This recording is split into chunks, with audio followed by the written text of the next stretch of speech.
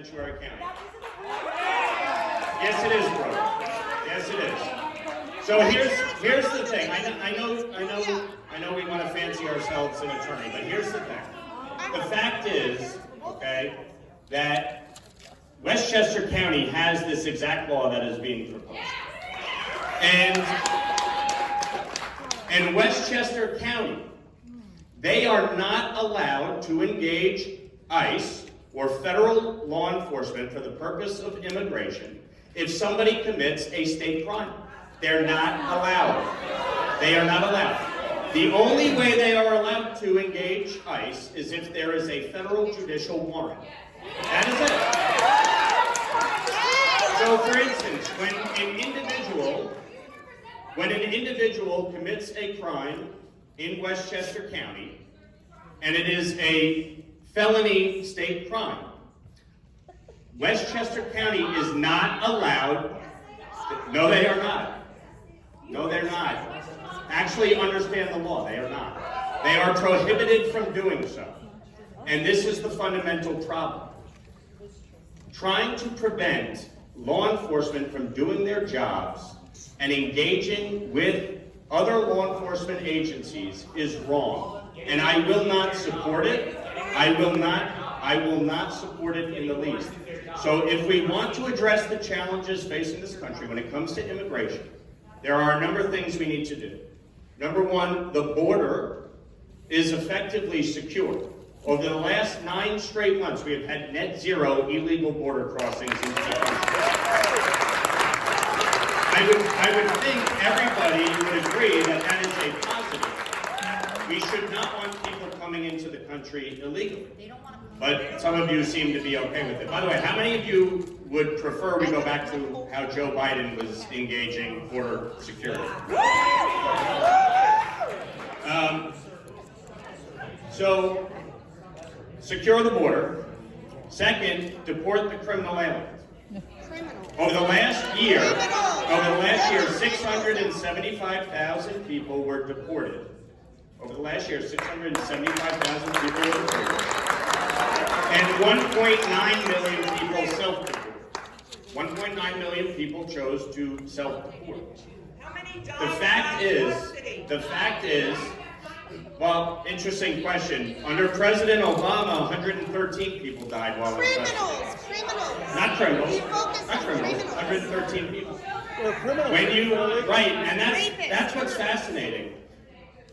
2 years ago in Westchester County, a Somers High School student was murdered. He was murdered by his mother's boyfriend, who was an illegal immigrant who was previously arrested in Westchester County, and they were not allowed to cooperate with ICE. This is the point. This is the fundamental problem. That's why you're going to have a full investigation. And if the investigation produces results that you want, then that individual will be prosecuted. But the fact is, I already said it, that calling the individuals a domestic terrorist was wrong.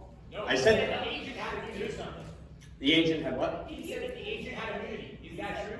Well, every law enforcement officer has qualified immunity. Every law enforcement officer has qualified immunity. Every law enforcement officer has qualified immunity. And again, they have qualified immunity. I'm telling you what they have, which is qualified immunity. Okay? So they have qualified immunity. All right. Nobody has absolute immunity, except of course our elected officials that create the law. Now, and that is a fundamental problem, and something that I've actually tried to fight back against, because nobody should be immune from any type of penalty if they commit a crime. Now, the third part of this. Listen, sir, this isn't a back and forth, all right? So if you can't control yourself, you're welcome to leave. The third part of this is to actually reform our immigration system. It has been broken for 40 years, okay? The last time immigration was reformed in the United States was 1986, and Ronald Reagan was president. I fundamentally believe that if you have been in this country 5, 10, 15, 20 years, and you have not committed a crime, and you are participating in the workforce, and your children or your grandchildren may be American citizens, we should create a legal pathway forward. That does not mean citizenship, but it does mean that they come out of the shadows and that they can participate in our economy and in our community without fear of being deported.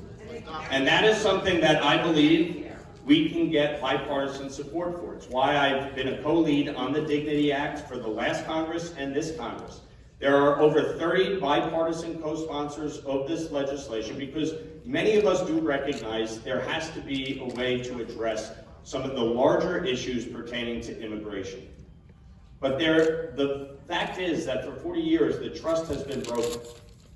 The border was not secure. You had people who were committing crimes. You have sanctuary cities that refuse to cooperate. And you have an immigration system that isn't working.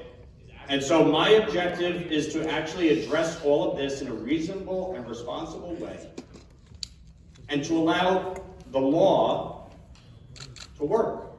If somebody comes into this country illegally, as we proceed forward, they should not be coming into this country.